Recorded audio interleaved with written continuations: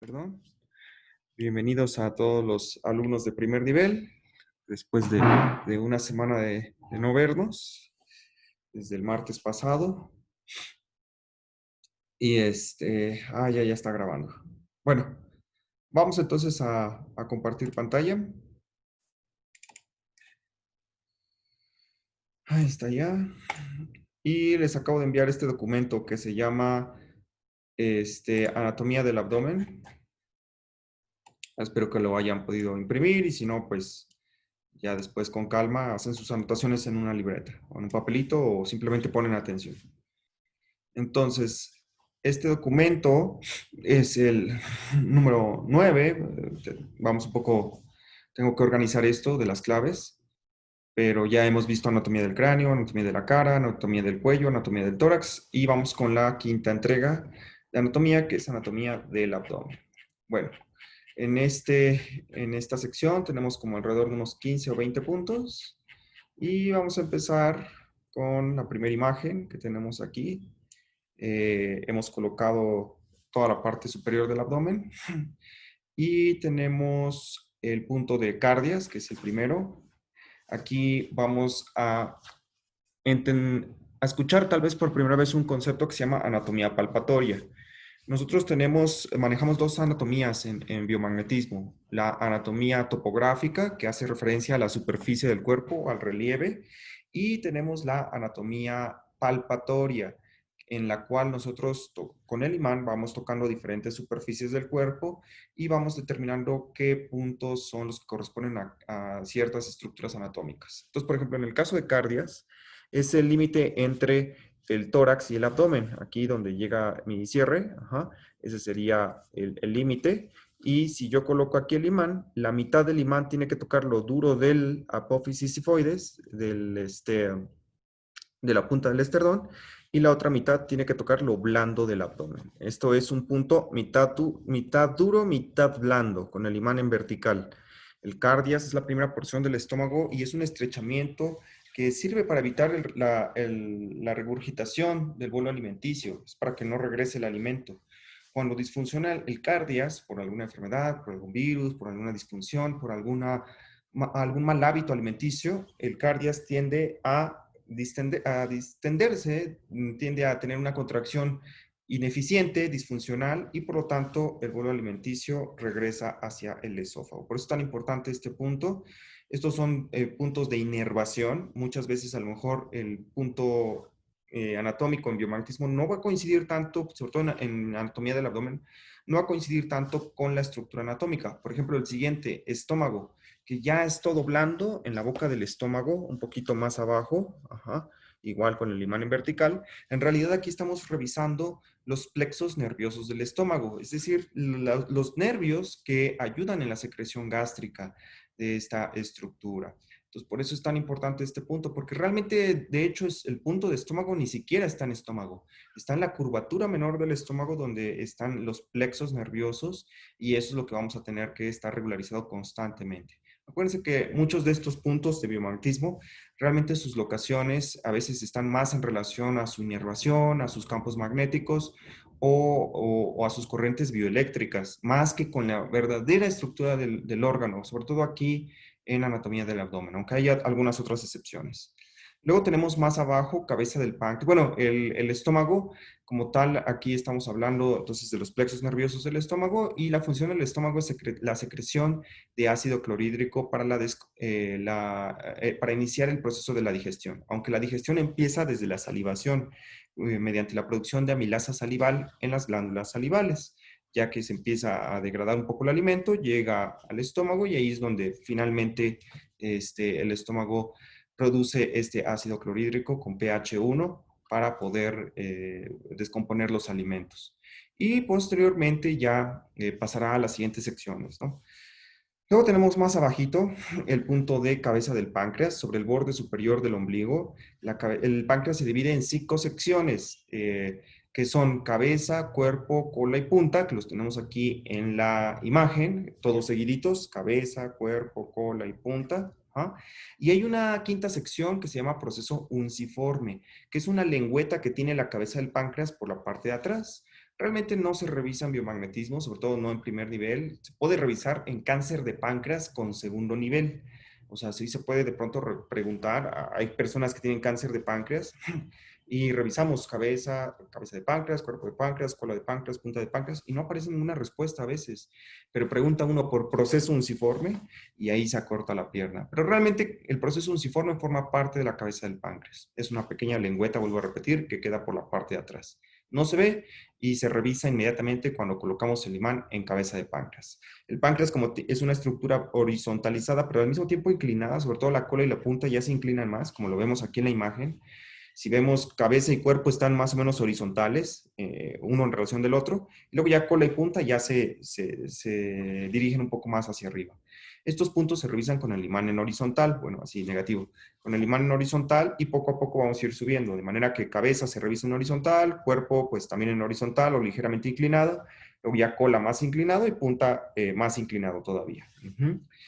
La cabeza y el cuerpo secretan los jugos pancreáticos que ayudan en la saponificación del bolo alimenticio, es decir, ayudan a alcalinizar el alimento que proviene del estómago muy ácido, viene con un pH muy ácido, entonces hay que alcalinizarlo para que podamos tener una adecuada absorción de nutrientes. Esto sobre todo lo va a hacer la cabeza y el cuerpo del páncreas, que son las zonas más voluminosas y más grandes, las que tienen que producir precisamente estos jugos pancreáticos. Y luego la cola y la punta del páncreas, como tal, todos son blandos, a excepción de punta del páncreas. Ese punto sí es mitad duro, mitad blando. La mitad del imán tocaría lo que está dentro de las costillas y la mitad por fuera. Igual cola de páncreas, dependiendo de la anatomía de los pacientes. Incluso ha habido ocasiones en las que punta del páncreas está dentro del área topográfica de tórax, dentro de la cavidad abdominal, pero en el área topográfica de tórax. A veces lo encontramos todo duro en punta de páncreas y cola de páncreas mitad duro, mitad blando. Es algo que tenemos que estar personalizando de paciente a paciente, pero más o menos seguiría este trayecto. Bueno, entonces la cola y la punta del páncreas secretan insulina y entre otras cosas, pero sobre todo la hormona más importante es la insulina. La insulina es un complejo, es una proteína, ajá, que tiene un puente disulfuro que ayuda a introducir la glucosa dentro de las células. La insulina puede ser producida en gran cantidad cuando comemos mucho y en teoría debería tener buena calidad. El problema es que cuando comemos tamales, tortas, todo lo que es vitamina T, taco, torta, tamal, por 20 años, la producción de insulina empieza a bajar de calidad y posteriormente de cantidad. Ajá, y nos quedamos sin reservas de insulina. Es muy importante entender que cola y punta de páncreas ya son estructuras más pequeñas en comparación a cabeza y cuerpo y por lo tanto no secretan tantos jugos pancreáticos, pues sí secretan insulina. Esta insulina se secreta en las células beta pancreáticas, así se llama. Y tenemos alrededor de 1 millón de estas células.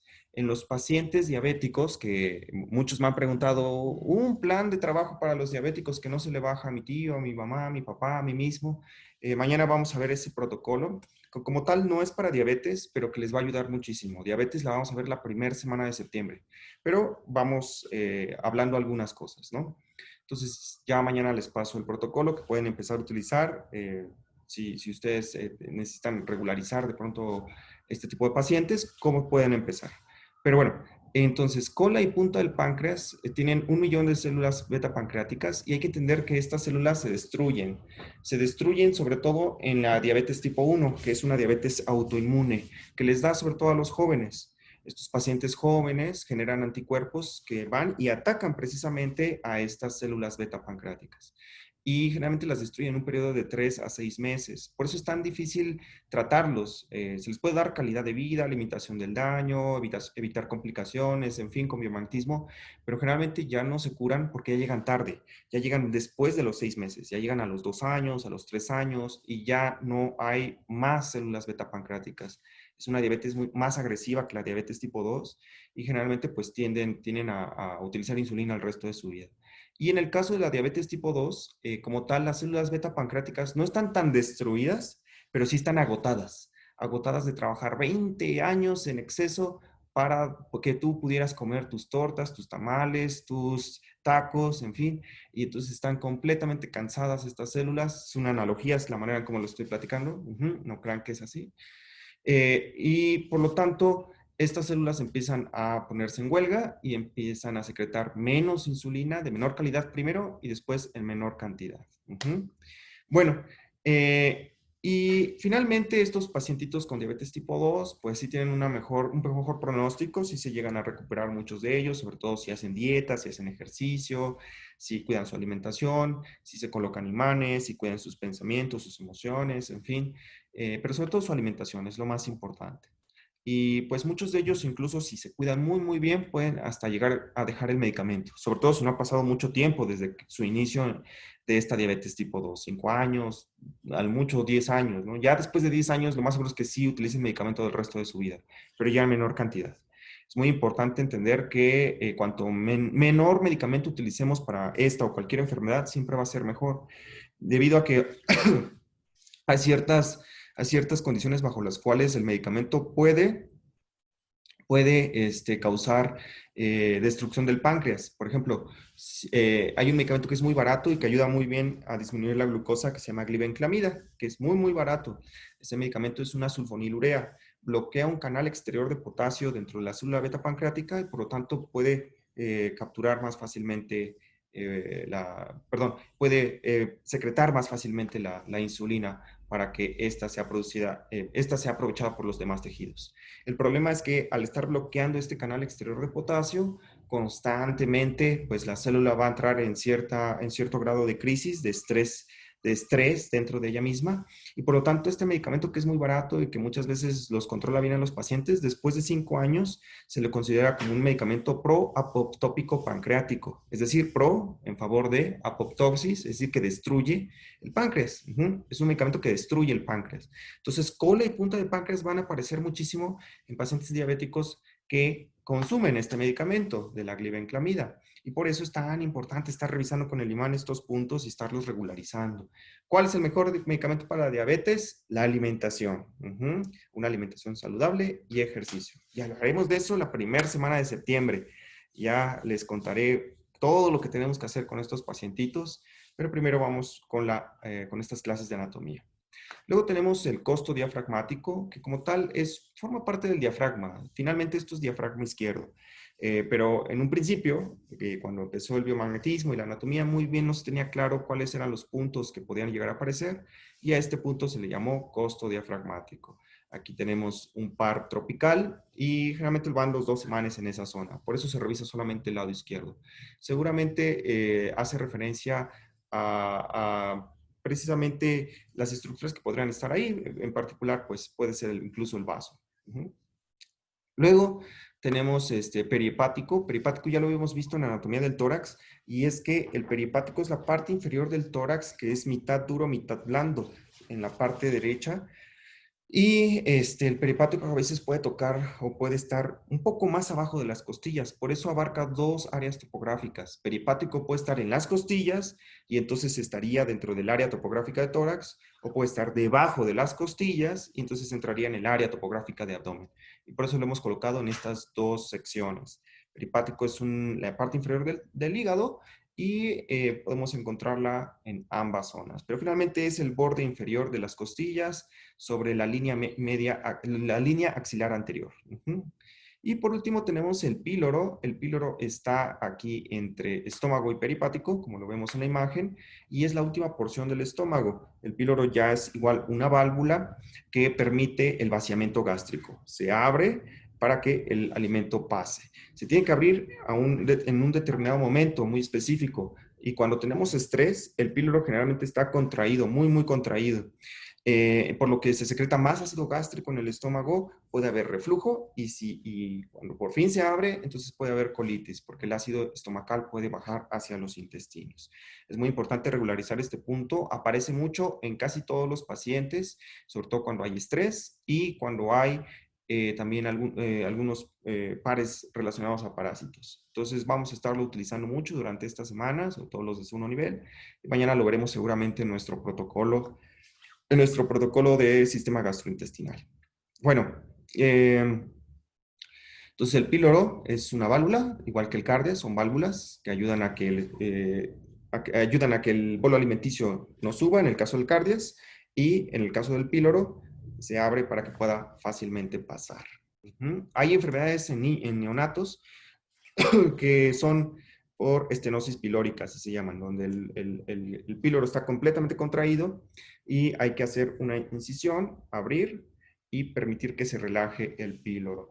Y generalmente eso con imanes se resuelve muy bien. Ha habido muchos casos de cirugías que se han evitado gracias a ese par de píloro-píloro. Obviamente hay que revisar todo, ¿no? El par puede que no sea suficiente en algunos casos. Y luego ya volvemos a tener píloro, pero para verlo en comparación con sus otros dos puntos de rastreo que están debajo de él, conducto del páncreas y duodeno. Y conducto del páncreas en realidad es la segunda porción del duodeno, en donde desemboca finalmente el conducto del páncreas. El duodeno se llama duodeno porque tiene forma de D, una D invertida. Y luego ya el punto de duodeno sería la tercera y cuarta porción del duodeno. La más importante es la segunda, porque ahí desemboca tanto la bilis como los jugos pancreáticos. Y generalmente el conducto del páncreas se revisa así, con el imán en vertical. La segunda porción del duodeno es así, más o menos vertical. Entonces, esto que estamos viendo en pantalla, que se llama conducto del páncreas, en realidad también podría llamarse segunda porción del duodeno. Y luego un poquito más abajo ya tenemos, colocando el imán en horizontal, la tercera y cuarta porción del duodeno. El punto que nosotros conocemos como duodeno, en realidad es tercera y cuarta porción del duodeno. Tenemos cuatro partes, una arriba que estaría a la par de píloro, luego la segunda porción, que nosotros la llamamos conducto del páncreas, porque ahí desemboca el conducto del páncreas, pero también desemboca el conducto de la vesícula y ahí es donde se secretan ya tanto la bilis como los jugos pancreáticos para la saponificación del bolo alimenticio y esto ayuda a reducir el pH, a alcalinizar el pH del bolo alimenticio para tener una mejor absorción de nutrientes a nivel intestinal. Por último, duodeno, tercera y cuarta porción, que como tal no tiene una función tan específica, simplemente ayuda en el tránsito del alimento. Luego tenemos los tres colons, colon ascendente, colon transverso y colon descendente. Los colons ascendentes y descendentes siempre hay que tratar de colocarlos un poco más afuera y siempre en vertical. Colon ascendente asciende, entonces el imán en vertical, que ascienda también. Y el colon descendente también en vertical. Todas las personas que me han estado enviando sus protocolos lo han hecho muy bien, los felicito. Sus protocolo 2 me parece que me han estado enviando de colon ascendente hígado, colon descendente, en fin. Está padrísimo. Les agradezco que estén haciendo su tarea, que se estén protegiendo contra COVID, que se estén regularizando, en fin. Pero un favorzote, estructuras verticales, el imán en vertical, como colon ascendente y colon descendente. Estructuras horizontales, como el colon transverso, el imán en transversal. Ajá. El colon descendente y el colon ascendente son un poco largos. Entonces es importante que si van a colocar colon descendente, lo coloquen así. Un imán arriba, un imán abajo y los dos en vertical para tratar de abarcar lo más que se pueda de esta estructura. Ajá, no me los coloquen de esta forma como muchos me los han estado colocando.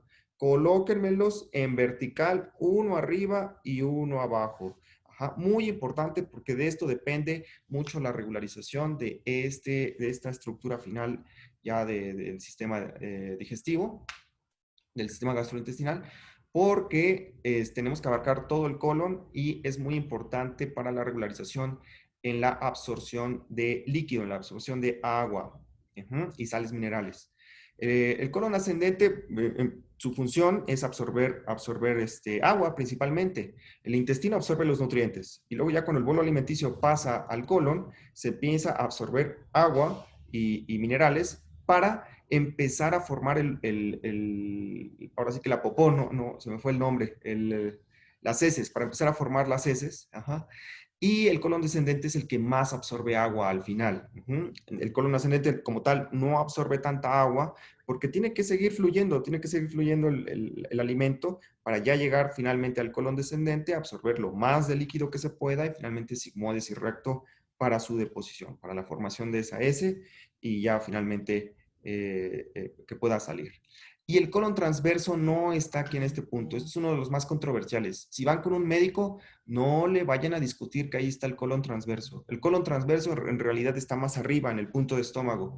Aquí lo que estamos revisando son los plexos mesentéricos del intestino delgado y grueso. Por eso este punto es el más importante y es el par biomagnético más frecuente que hay, porque realmente es el punto principal para regularizar toda la actividad bioeléctrica del intestino, tanto delgado como grueso. Es el punto más importante a nivel gastrointestinal, pero es un punto bioeléctrico o nervioso. Son plexos nerviosos. Ahí no está el colon transverso. Ahí realmente eso se debería llamar plexo mesentérico o plexos mesentéricos del colon y del intestino. Ajá. El colon transverso está un poquito más arriba, no le vayan a discutir a ningún médico esto. Este es un punto electromagnético, es un punto bioeléctrico que pues en un principio se empezó a revisar más arriba, se le quiso llamar colon transverso y conforme fueron pasando los meses o años, nuestro maestro se dio cuenta que realmente la mejor posición era ahí por debajo del ombligo y bueno, pues el hombre ya se le había acuñado como colon transverso, pero en realidad estos son plexos mesentéricos. Finalmente ustedes, el nombre que utilicen está bien, simplemente coloquen bien el imán debajo del ombligo. Luego tenemos otro plexo nervioso que es el hiato esofágico, que está al lado del cardias, a la derecha del cardias. Igual, todo esto son inervaciones, están llenas de inervaciones, todo lo que son válvulas, todo lo que se abre y se cierra en el intestino. De hecho, donde más neuronas tenemos después del cerebro, pues es el sistema gastrointestinal. Y de hecho, forma parte, digamos que nosotros cuando vamos regularizando con nuestros protocolos sistema inmunológico, desintoxicación, estrés, o relajación, el siguiente sistema más importante sería el sistema gastrointestinal y ahí abarcaríamos todos estos puntos. Bueno, el hiato esofágico obviamente también tiene que ver con la apertura y cierre del esófago y del cardias y es muy importante para cuestiones de reflujo. Luego tenemos ureteros, que los ureteros abarcan dos zonas topográficas. Abarcan la zona topográfica de abdomen y los últimos puntos de uretero pueden abarcar la zona topográfica de pelvis, ya cuando se unen precisamente a la vejiga. Los ureteros se revisan por puntitos. Uretero derecho, primer puntito, uretero derecho, segundo puntito, uretero derecho, tercer puntito, y así sucesivamente. En niños puede que solamente existan 3 puntos, y en personas muy altas puede que tengamos hasta 5 o 6 puntos. Esto tiene que personalizarse de usuario a usuario. Los ureteros simplemente son revestimientos musculares que ayudan a transportar la orina de los riñones a la vejiga. Y generalmente pues las vamos a encontrar afectados en infecciones de vías urinarias o también hay un par ahí relacionado a varicela, sobre todo en niños. Pero en adultos más relacionado a infección de vías urinarias. Luego tenemos aquí, ya se me está acabando el tiempo. Ya se tienen que ir. Bueno, luego tenemos aquí diafragma derecho, diafragma izquierdo, que sería a la mitad del diafragma, en el borde inferior de las costillas. El diafragma es un músculo cóncavo en forma de cúpula que ayuda a la expansión y retracción del tórax durante los movimientos ventilatorios. Por ahí pasa el nervio frénico y cuando este se irrita produce hipo. El diafragma, su principal función es la expansión y retracción del tórax, es el músculo ventilatorio por excelencia y nosotros lo conocemos en México como arrachera, es la famosa arrachera, por eso es larguita si se fijan, y así como arrugadita, como un acordeón que se expande. Si tú agarras una arrachera y la haces así, se puede hacer como un chicle, digamos. Entonces, precisamente es por esto, porque permite el estiramiento y retracción durante los movimientos ventilatorios del tórax. Más abajo tenemos el mesenterio y este patrón es muy interesante, mesenterio, epiplón y peritoneo, que finalmente son revestimientos, estos tres, mesenterio, epiplón y peritoneo, revestimientos que tienen los intestinos que tenemos dentro del abdomen, revestimientos de grasa y revestimientos membranosos que ayudan a absorber también cierta parte del líquido y sobre todo ayudan a reducir la fricción durante los movimientos intestinales y protegen también a los intestinos de los traumatismos o de los golpes o sencillamente de que no protruyan sobre la cavidad abdominal y que todos también permanezcan en su respectivo lugar. Van a anclar diferentes órganos intraabdominales para que no estén moviéndose los órganos por todos lados. Estos revestimientos se pueden inflamar, se pueden llenar de líquido, sobre todo en la enfermedad de cirrosis hepática, porque hay una disminución de albúmina en la sangre. Por lo tanto, el nivel de proteínas baja a nivel sanguíneo y el líquido se extravasa hacia un tercer espacio. Generalmente se acumula aquí en el mesenterio, en el epiplón y en el peritoneo, y a eso se le llama trasudado. Trasudado. Hace unos días me preguntaban, ¿qué patógenos producen un trasudado? No, no hay patógenos que produzcan un trasudado. Es un fenómeno hidrostático, es un fenómeno de osmolaridad, en el cual la osmolaridad de la sangre cambia y por lo tanto se fuga cierta parte del líquido hacia un tercer espacio. Uno de los principales a donde podemos encontrarlo es aquí en mesenterio, epiplón y peritoneo. Por eso tienen unos abdómenes muy voluminosos este tipo de pacientes, precisamente porque acumulan líquido en esa zona por falta de proteínas en la sangre. Luego tenemos la ampolla hepatopancreática, que también se le llama ámpula de Vater. Esta es la famosa ámpula de Vater. Y muchos años, nuestro maestro preguntó ámpula de Vater y nunca le contestó, porque el cuerpo muchas veces no interpreta nombres propios. Entonces, utilizó el nombre de ampolla hepatopancreática y ahí por fin tuvo acortamientos. Y este punto es muy parecido al conducto del páncreas o segunda porción del duodeno, porque finalmente es la ampolla que permite el vaciamiento de estos jugos pancreáticos y de la bilis para que se depositen dentro de la segunda porción del duodeno. Puede disfuncionar, sobre todo cuando hay enfermedades neurológicas, gastrointestinales o simplemente estrés. La ampolla queda cerrada y no se abre adecuadamente para que permita el paso de la bilis y del jugo pancreático a esta segunda porción del duodeno. Luego tenemos peripancreático. Peri significa periferia y páncreas, pues obviamente periferia del páncreas. Como tal, esto es la parte superior e inferior, ya sea del cuerpo, de la cola, de la cabeza o de la punta del páncreas. Aunque generalmente el par de peripancreático se encuentran entre el cuerpo y la cola del páncreas. Luego tenemos, ya estoy terminando, un poquito más abajo tenemos, todavía no, nutricia. Nutricia hace referencia a la arteria uterina. Nosotros tenemos que las arterias transportan sangre oxigenada, sangre con oxígeno, y las venas transportan sangre desoxigenada, sangre que ya se procesó, que tiene más CO2 que oxígeno, y que tienen que llegar a los pulmones para finalmente exhalar dióxido de carbono. Bueno, pero hay dos excepciones en el cuerpo. Hay dos arterias que transportan sangre desoxigenada y dos venas que también hacen al revés lo mismo, transportan sangre oxigenada. Una es la arteria pulmonar, las arterias pulmonares que transportan sangre desoxigenada hacia los pulmones y que luego se regresa hacia el corazón en forma de sangre oxigenada a través de las venas pulmonares también. Y en el caso de las arterias uterinas y venas uterinas también pasa lo mismo. La vena uterina, por así decirlo, transporta sangre oxigenada y la arteria uterina transporta sangre desoxigenada, porque es el alimento del bebé. Bueno, y nosotros revisamos estos puntos que finalmente también son muy energéticos, hacen referencia sobre todo a estos remanentes histológicos que finalmente son vestigios muy pequeños que quedan a los lados del ombligo y nuestro maestro quiso llamarles a estos nutricias. De hecho, en inglés llaman nutricias uterinas, ¿no? Pero en español les llamamos nutricia finalmente porque es lo que nos nutrió cuando estuvimos en el vientre de nuestra madre, la arteria y la vena uterina. Y por último tenemos aquí, obviamente esto de nutricia también puede aparecer en adultos y no es para niños solamente, ¿eh? De hecho en adultos va a aparecer muchísimo. Y luego tenemos aquí los 3 puntos de diafragma, orificio diafragmático, que también lo vamos a encontrar mucho en los libros de biomartismo como agujero.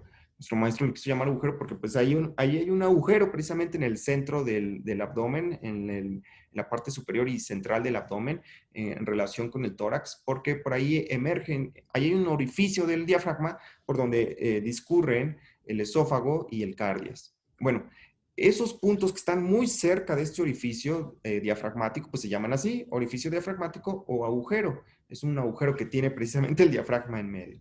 Luego tenemos ya los diafragmas un poco más afuera, y a la mitad, sobre todo sobre la línea media escapular. Hay que entender que si nosotros trazamos una línea desde la mitad de la clavícula hacia la mitad de la ingle, eso se le puede llamar línea media escapular o línea media clavicular.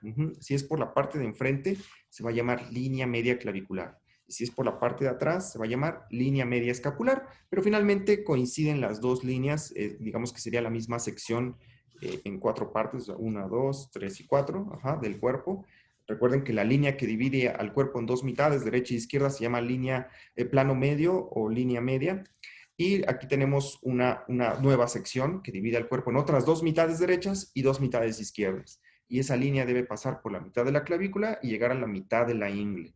En esta línea vamos a encontrar todos los puntos que hemos visto anteriormente, diafragma, bueno, en este caso diafragma, pero también del lado derecho vamos a encontrar píloro, conducto del páncreas, duodeno, etc. Y del lado izquierdo vamos a encontrar costo diafragmático o diafragma izquierdo.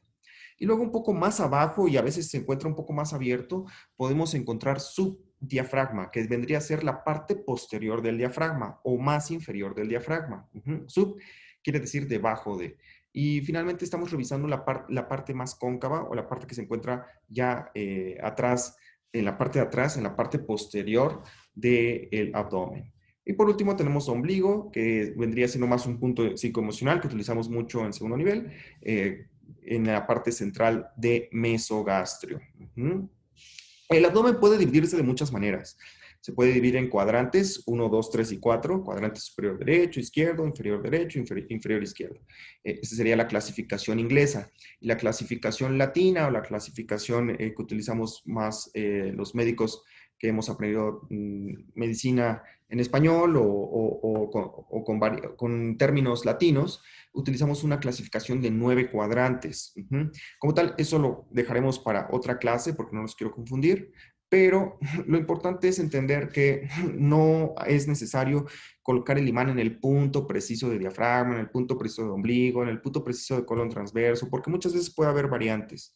Sí, como tal, les voy a yo a recomendar cómo mover esto de manera que quede adecuado para sus despolarizaciones en cuestión de protocolos. Pero como tal, el abdomen es de las zonas topográficas que más variación por reposicionamiento de puntos tiene. Y esto es debido a que los intestinos pues se mueven conforme va pasando el día, el peristaltismo, de pronto en la mañana el colon descendente puede estar más adentro y después de desayunar se distienden los intestinos porque ya entró alimento en nosotros, y ya empezaron las bacterias a fermentar el alimento en el colon ascendente, en el colon transverso, en el colon descendente, y los colons tienden a distenderse y a irse un poco más afuera. Entonces el abdomen tiene mucha variación. Como tal, el timo nunca va a variar, por ejemplo, el ojo nunca va a variar, pero el colon ascendente, el colon transverso, el estómago, todos estos puntos de diafragma sí puede tener bastante variación, mesenterio, epiplón, peritoneo, porque el abdomen es algo que constantemente está en movimiento y tenemos que andar cachando. Sin embargo, yo les voy a dar algunas claves, algunos tips durante en estos días, sobre todo mañana, que veamos el protocolo gastrointestinal y cuando me envíen también sus fotos, pero lo importante es tratar de abarcar lo más que se pueda de esa estructura. Por ejemplo, diafragma, lo ideal sería colocar los imanes así, en diagonal, tratando de seguir la forma del diafragma. Por eso seguimos la forma de las estructuras anatómicas, porque pueden variar un poco y la idea es tratar de abarcar lo más que se pueda de cada una de estas estructuras. Colon descendente, vuelvo a repetir, se coloca así, uno arriba y uno abajo. Colon transverso, ya el imán se colocaría en transversal porque es una estructura transversal.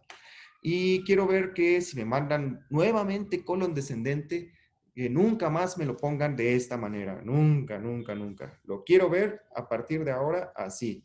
Vertical arriba y vertical abajo. Que nunca se olvide que tiene que ser de esa forma.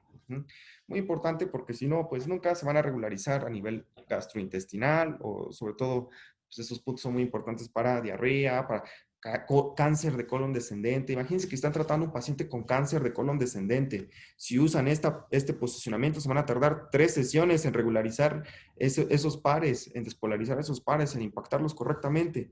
En cambio, si los colocan así, pues seguramente en una sesión quedará más que suficiente. Esto sobre todo para imanes cuadrados, rectangulares. Si tienen imanes redondos de neodimio, no hay tanto problema. Pero sí, muy, muy importante que su colon descendente siempre en vertical, negativo arriba, positivo abajo, y el cáncer de colon descendente, tal vez lo veamos después en otras ponencias, pero es el que más está repuntando. ha aumentado un 30% últimamente y sobre todo por el sedentarismo. Entonces hay que moverse para que no nos dé cáncer de colon descendente y tomar muchísima agua caliente. Eso también es muy importante, tomar agua caliente, porque el agua fría, los intestinos, el estómago, todo lo que está dentro de la cavidad abdominal guarda calor, tiene una temperatura pues alta. Realmente no tengo el dato ahorita, pero cuando tomamos agua fría o agua con hielos o algún producto muy, muy frío, entran en shock estas estructuras. Disfuncionan, secretan más ácido clorhídrico, lo ven más como un estresante que como algo que puede aprovechar para de pronto hidratarse o tener algún nutriente. Entonces traten de no consumir cosas frías y traten, mañana lo vamos a ver, los pares para parásitos, les diré que lo peor que pueden hacer después de consumir cosas frías, bueno, es consumir hielos en los restaurantes, porque son los más cochinos que hay y todos tienen entamueba histolítica. Si van a salir el día de hoy a comer, a cenar a algún lugar, a pesar de que hay pandemia, bueno, pero pueden salir, pidan cualquier bebida que pidan, pídanla sin hielos y a temperatura ambiente o si se puede mejor, caliente. Tratemos todos de tomar líquidos calientes, es lo mejor, a la temperatura a la que estarían nuestros intestinos, nuestro estómago o nuestras vísceras. Y de esa forma vamos a tener una mejor digestión. Y obviamente salir a caminar 30 minutos al día para tener una un buen peristaltismo, un buen movimiento y tránsito intestinal. Bueno, chicos, me tardé un poquito, pero yo creo que es importante que veamos todo esto. Todo esto está en el libro de Anatomía del Par Biomagnético, cosas más, cosas menos, tal vez algunas yo no las he puesto ahí. Espero colocarlas después y ampliar este conocimiento poco a poco. Y recuerden adquirir sus libros, Anatomía del Par Biomagnético, Bioenergética Minibook y Protocolos de Biomagnetismo. Acuérdense de adquirirlos en nuestra tienda online. Hago el comercial porque muchas personas todavía no los han comprado. Cómprenlos. Al ratito les paso los links. Y si tienen alguna pregunta, bueno, pues me la pueden hacer ya sea en los comentarios. Dice aquí, ¿se rasuró? Sí, sí me rasuré. Ajá. Pero esa es otra área topográfica. Eso no tiene que ver con abdomen. Luego dice, buenas tardes, saludos desde la mitad del mundo. Rosa Maita Zapata. Te mandamos un saludo también desde México. ¿Se puede manejar el reflujo de neonatos? Sí, el reflujo de neonatos hay que revisar muchísimo cardias, hiato esofágico y píloro. Y en cualquier reflujo, ¿no? Pero sobre todo cardias, hiato esofágico y píloro, esos 3 puntos. Luego dice, doctor David, ¿cuándo tenemos síndrome del intestino permeable? ¿Hay algún vector para poder rehabilitarlo, además del rastro completo? Bueno, lo vamos a ver. Vamos a ver algunos vectores de rehabilitación para los de segundo nivel. Una ayudita de edición, corregir en página 3, cardias, está mal escrito. Sí, dice caridas. Ajá. Ya lo corregí, pero pues se los mandé cuando todavía no estaba corregido. ¿Punta de páncreas quedaría en línea axilar anterior? Sí, punta de páncreas, línea axilar anterior. Digamos que tenemos 3 líneas axilares. La costura de la ropa, ajá, si ustedes te tocan aquí la costura de la ropa, eso sería línea axilar media. Luego ya 1 centímetro adelante es línea axilar anterior y 1 centímetro atrás, línea axilar posterior. 1 o 2 centímetros, depende de qué tan grueso tengan el tórax, ¿no? Los protocolos, ¿qué dice? Los protocolos podrían apoyar para hernia umbilical o inguinal. Al principio sí, lo que pasa es que las hernias se producen por una distensión desmedida de los intestinos y una fragilidad de los tejidos de sostén, de los músculos, del peritoneo, del mesenterio, etc. A mí me salieron, a mí me han operado 3 veces de hernia inguinal. Muchos años tuve yo problemas de estreñimiento, pues toda mi vida he tenido problemas de estreñimiento. Nunca me ha gustado tomar agua y, y tampoco hacía mucho ejercicio. Entonces, la cuestión fue que con imanes yo estuve muy bien toda la vida, hasta los 27 años más o menos. Y ahí fue cuando ya la vida me dijo, ok, ya te ayudaste mucho con imanes, pero no has cambiado tus hábitos, necesitamos que aprendas. Y entonces me tuvieron, cada año me hacían una cirugía de hernia inguinal, hernia inguinal, hernia inguinal, hernia inguinal, hasta que de pronto pues ya quedé bien. Y obviamente a partir de la tercera cirugía dije, nunca más. A partir de ahora tomo agua como tinaco hasta desparramarme, trato de que sea caliente, ajá, y trato de caminar todos los días y de ir al baño, tener evacuaciones 3 veces al día. Eso tuve que aprender. Yo creo que fue muy bueno que lo aprendiera de esa forma porque estoy evitando el cáncer de colon descendente. Entonces, Hay que tomar muchísimos líquidos, ir al baño 3 veces al día, caminar, tomar líquidos con agua caliente y eso nos va a ayudar a disminuir la presión intraabdominal, obviamente, y a reducir el tamaño de las hernias y a reducir el riesgo de colon descendente. Ujú. Bueno, luego, ¿qué dice aquí? Tengo 30 años. A ver, no, a ver qué dice acá. Espérense más arriba. Doctor, ¿y el colon ascendente va los dos en vertical y el ligamento del páncreas pertenece al tórax? Sí, colon ascendente, si lo quisieran colocar ambos en el colon ascendente, igual sería igual que colon descendente. Uno arriba, uno abajo, en vertical. Es una estructura vertical, los imanes en vertical. Y para el ligamento del páncreas está dentro de la cavidad abdominal, pero nosotros lo revisamos en el área topográfica de tórax. Ajá, entonces el imán tiene que ir duro, en lo duro del tórax, pero realmente estamos revisando una estructura que está dentro del abdomen. Ujú. Luego dice aquí, doctor, ¿puedo hacer sándwich de abdomen? Pues mejoras abdominales en vez de sándwich de abdomen para que estés fuerte, ¿no? Intestino delgado, ¿dónde sería el punto? El intestino delgado mide 12 metros. Como tal, no hay un punto. El punto más importante sería el que nosotros llamamos colon transverso, pero realmente debería llamarse plexos mesentéricos. Ese sería el que más nos ayudaría en ese aspecto. Tengo 30 años tomando homeopatía para poder evacuar. ¿Podría utilizar diario el biomartismo para hacer que funcione mi intestino? Tomo mucha agua. Claro, el protocolo de mañana lo puedes empezar a utilizar y empezar a rehabilitar tu intestino, pero toma agua caliente. Yo te recomiendo eso. Y tómala 1 o 2 horas después de los alimentos para que no se llene el estómago, no se infle y no produzca más ácido clorhídrico del que debería producir. Mañana vamos a ver muchos recomendaciones de dieta y todo esto. Generalmente nunca las dan los nutriólogos, no sé por qué. Yo siempre les digo cosas muy sencillitas, pero que funcionan, ¿no? Luego tenemos aquí abajo, para el cáncer de colon descendente no es peligroso poner el positivo imán rojo. No, de hecho, pues se necesita colocar los dos imanes, ¿no? ¿Dónde iría colon sigmoides? Colon sigmoides, curiosamente, está más abajo de colon descendente. Forma parte del área topográfica de pelvis. Ya entra en pelvis y lo veremos la próxima semana. ¿Existe o se llamó así otro nervio intestinal? No. Ok, creo que ya contestaste. Ja, ja, ja, ja, ja. Es muy simpático el doctor. Bueno, ¿alguien tiene alguna otra pregunta?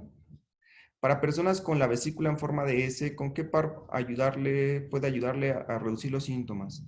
Pues obviamente con vesícula, pero se necesitan muchos hábitos alimenticios. Es muy importante comer bien. La alimentación es la mejor medicina, más que el biomagnetismo incluso, diría yo.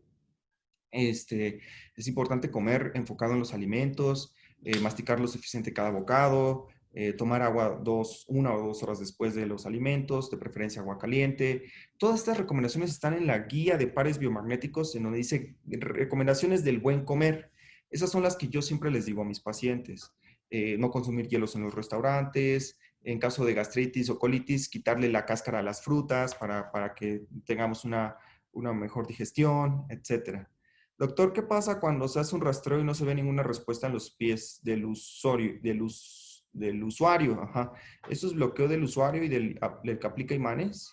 Sí puede ser que de pronto, acuérdense que la evolución del biomartista es así, de las 4 Ts, tóxico, técnico, terapéutico y trascendental. Entonces, cuando no se acorta la pierna es porque andamos de tóxicos, ya sea nosotros o los pacientes. Ajá, esa es la principal razón por la que no se acorta la pierna, porque tenemos muchas dudas todavía, muchas preocupaciones, pensamos que lo vamos a hacer mal, de pronto no tenemos claro de pronto todos los puntos anatómicos, sentimos mucha responsabilidad en nuestros hombros cada vez que vemos a un usuario, en fin, todos esos son procesos tóxicos que se quitan poco a poco conforme vayamos depurando la técnica. Es decir, tenemos que pasar de lo tóxico a lo técnico a través de mucha práctica y después de lo técnico a lo terapéutico a través de mucha escucha, introspección y reflexión.